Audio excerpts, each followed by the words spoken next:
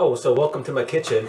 And what we're going to do today is I want to compare two different types of pressure cookers. I got this traditional one, so I've had this one for years, but it's getting a bit old, and so I've actually replaced it with a new pressure cooker. They work basically the same, though it's quite a bit different in how they're set up nowadays. So this is more of a traditional one. You still can get anywhere between $30 and $40.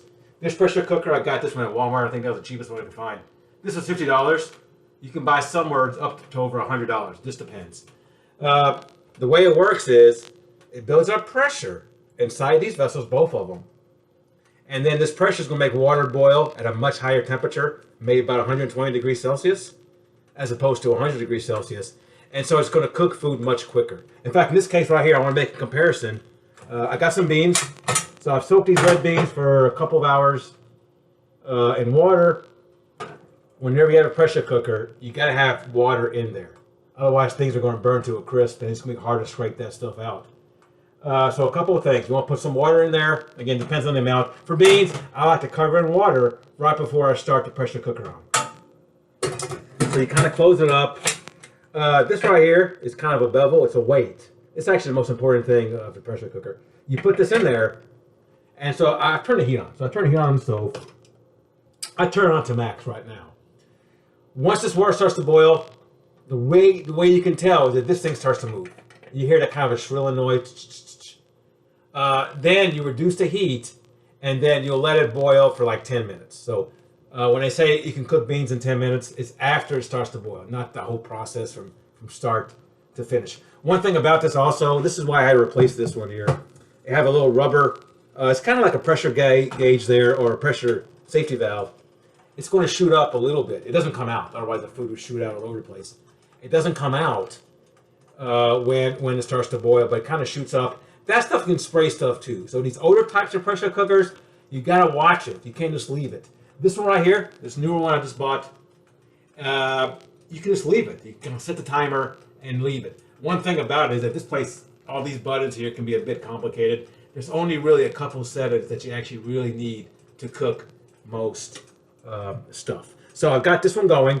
Once it starts to boil, I'm going to reduce the heat and then leave it on for 10 minutes. And then the beans should be ready. Now this other one, the one I just got here at Walmart here, this was about 50 bucks. That was actually on the cheap end. Some of these pressure cookers, 150, 200 bucks. They all do basically the same. So, I mean, it depends. I mean, some of them look nicer. I'm not going to lie. They look nicer. Though this one looks pretty good to me. And they may last longer, too. So I can't just say, you can't just go by price. So in this case right here, same thing. Open it up. I've soaked my beans for a few hours. So again, you always should soak it for a couple of hours. And I'm actually going to set the timer for about 14, 15 minutes. This one, once you set, you can actually leave, go to the living room or whatever the case may be. You don't have to sit there and watch it like you do with the older ones. It's got a lid. This is the only lid that's removable. Actually, what I should say, I should show you this too. See, this is a pan. So they got a pan specifically for this. Again, it builds up pressure inside there. And that high pressure cooks the food faster. Again, it's got to have water, so it's basically the same thing. Got to have water. I put it in there. And I close it. So I got the lid closed. There's a vent on top. So, I don't know if I can kind of see it. But yeah, it's the vent right here. Now I got it on a closed position. Now when I start turning it on, it's going to start building up pressure. So I plug it in. And again, you can keep it plugged in, but I don't recommend it because it keeps it heated. What I do is I actually go to menu. For these right here, I pick P8. The other ones, this is for actually beans and lentils and stuff. Doesn't really make that much of a difference, to be honest. And then I'm going to, I think, what you're going to do is have to set the timer. I'm going to set it for like 15 minutes. And I always have a rough time seeing, so let me do it again. So you got to shut it off, hit the start. When it starts flashing, hit the buttons. 1, 2, 3. Go to P8. That's the setting we're going to need. And then I'm going to go to time cook, hit time cook, and then reduce it to about 15 minutes. And so what that 15 minutes means, it's not 15 minutes total. It means 15 minutes once the pressure has started. Then I hit start. Okay. So now you're ready to go. Now you can actually leave this alone. And then once it's done, again, it's going to take more than 15 minutes. It takes more like 30 minutes. The things will be cooked. The beans will be cooked for 15 minutes. Now, in the meantime, now let's kind of watch this. And so now the pressure is beginning to build up. There's actually a little bubble here. It's gone up. And so this thing's going to begin to start changing. Now, once it's done this, I'm going to reduce the heat about midway. I'm going to do this for 10 minutes. This thing cooks very quickly. After 10 minutes, the beans are about done. A couple of things I want to point out is, if you can see it, there's a little bevel on here that's gone up, and then a little rubber thing has actually gone up a little bit too. This is where you got to be careful. This is where if you put too much water, the thing can shoot out water. It can shoot out a rubber seal. It can shoot out over here. So there's like 3 things you got to keep an eye on. Right now, it just happened to work perfectly. Thank God for the camera, maybe. So we're going to let it go for like 10 minutes. Kind of keep an eye on it, but it should be okay for now.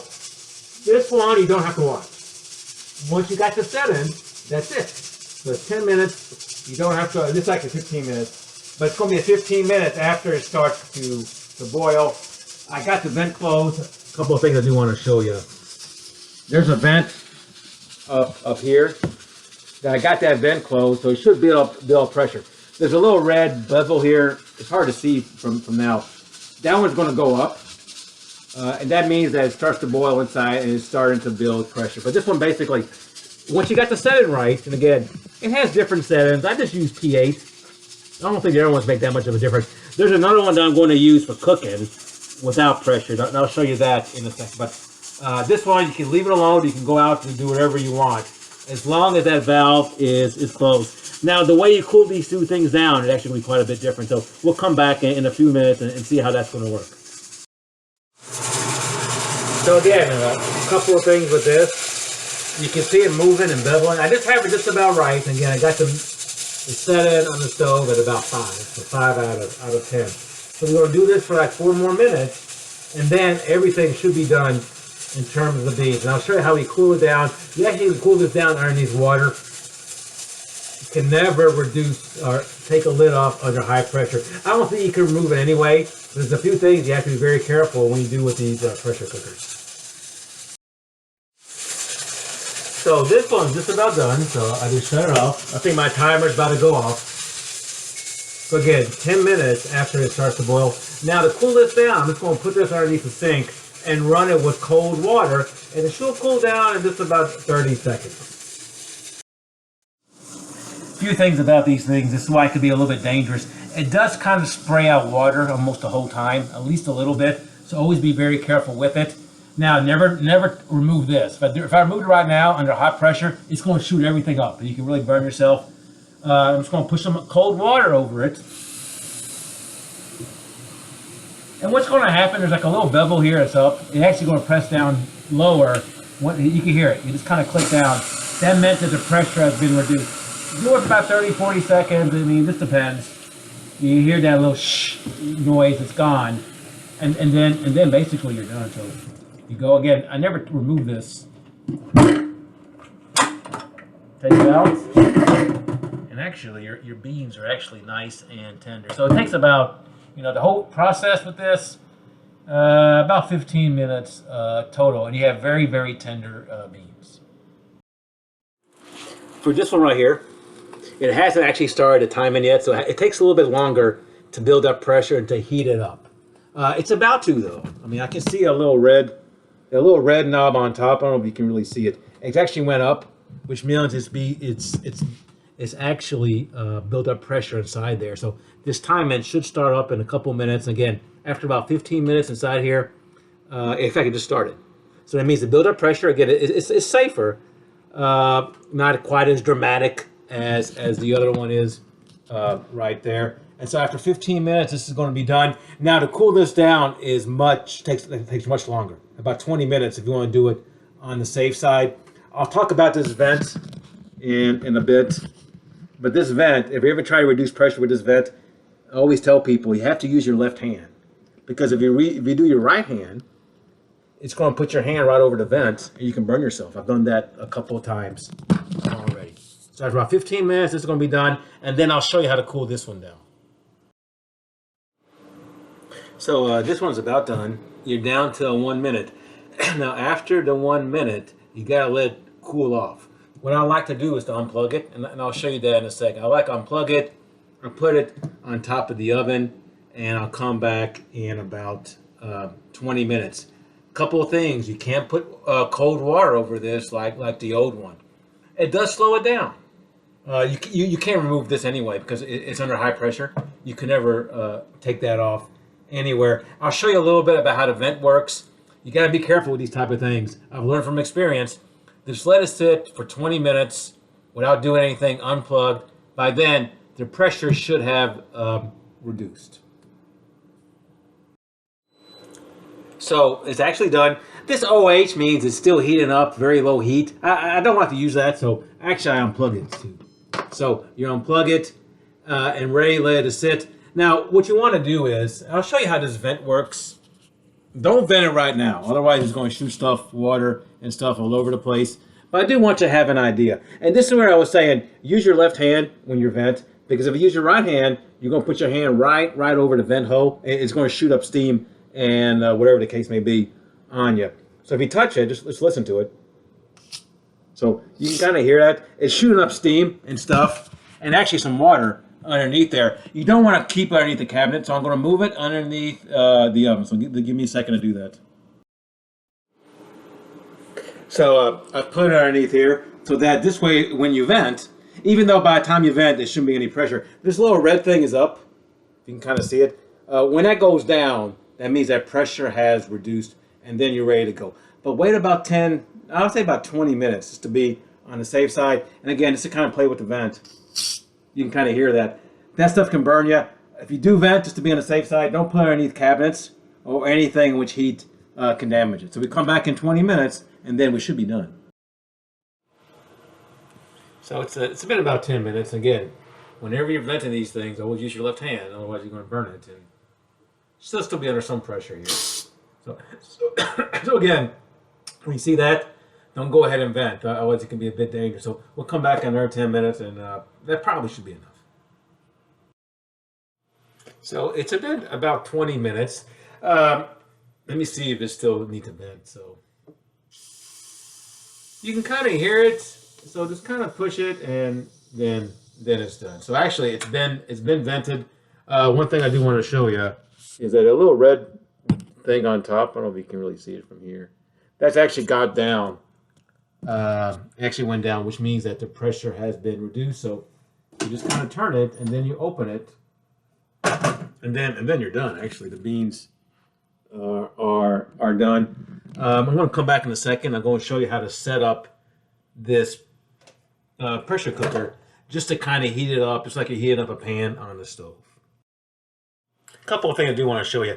This little red button right here, that is going to tell you if the pressure is high or low inside the pressure cooker. If it goes up like this, if it goes up, that means there's pressure built up and you can't unlock the top. Otherwise, it could be very dangerous. When it reduces, like I just showed, when it drops down, it means it's cooled down and the pressure has dropped. Now, this one actually stays pretty hot for a long time. So you can actually let this thing sit for a few hours and come back to it, and it would still remain hot. Now, say that you want to cook. So say that your beans are done and you don't want to cook under pressure. So what I'll do is I'll go back and I'll plug this in. And again, this will be just like you want to cook on your stovetop, like put a pan on your stovetop. I got it vented, so it's not going to build pressure. So make sure that the vent, I got the vent up there. I keep the vent in the off position. And then when I do the timer here, this is why sometimes people get confused with this.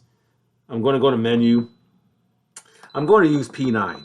So basically my two settings are P8 and P9. And then what I'm going to do is I'm going to put time cook.